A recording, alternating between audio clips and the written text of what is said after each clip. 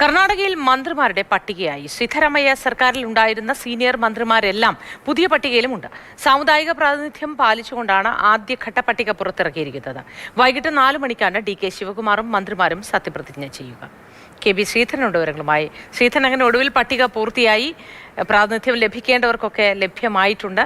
വൈകിട്ട് എപ്പോഴാണ് ചടങ്ങ്? ആരൊക്കെ മുഖ്യ അതിഥികളാകും?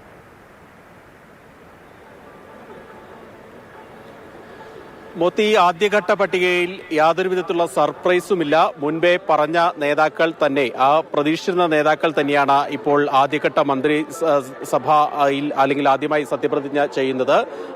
ഒറ്റ കാര്യത്തിൽ മാത്രമാണ് കൃത്യമായിട്ടുള്ള ഒരു, അല്ലെങ്കിൽ നേരത്തെ പറഞ്ഞതിൽ നിന്ന് വ്യത്യസ്തമായിട്ടുള്ള ഒരു കാര്യം വന്നിട്ടുള്ളത്.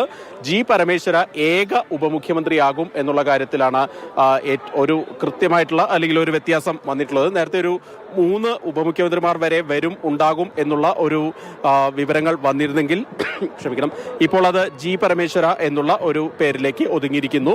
സിദ്ധരാമയ്യയുടെ സമ്മർദ്ദത്തെ തുടർന്നാണ് ഒറ്റ ഉപമുഖ്യമന്ത്രി, അതിൽ G. പരമേശ്വര പോലുള്ള സീനിയർ നേതാവിനെ പരിഗണിച്ചത്.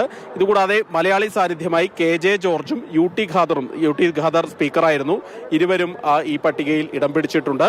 അതുപോലെ MB പാട്ടീൽ, ശരൺ പാട്ടീൽ ഉൾപ്പെടെയുള്ള നേതാക്കൾ ലിംഗായത്ത് വിഭാഗത്തിൽ നിന്നുണ്ട്.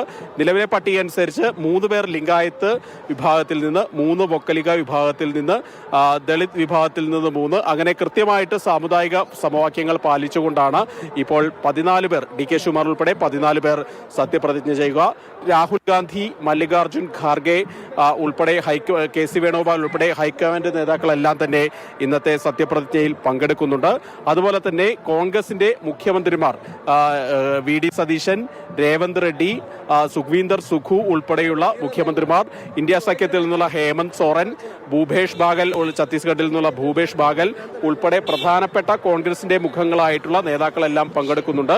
കേരളത്തിൽ നിന്ന് ആഭ്യന്തര മന്ത്രി രമേശ് ചെന്നിത്തല പങ്കെടുക്കുന്നുണ്ട്.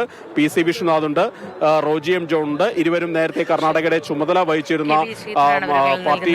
ഇന്ന് DK ശിവകുമാർ സ്ഥാനമേൽക്കുകയാണ്. നിരവധി പ്രമുഖർ ചടങ്ങിൽ സന്നിഹിതരായിരിക്കും. വൈകിട്ട് 4:05-നാണ് ചടങ്ങ്, സത്യപ്രതിജ്ഞാ ചടങ്ങ്.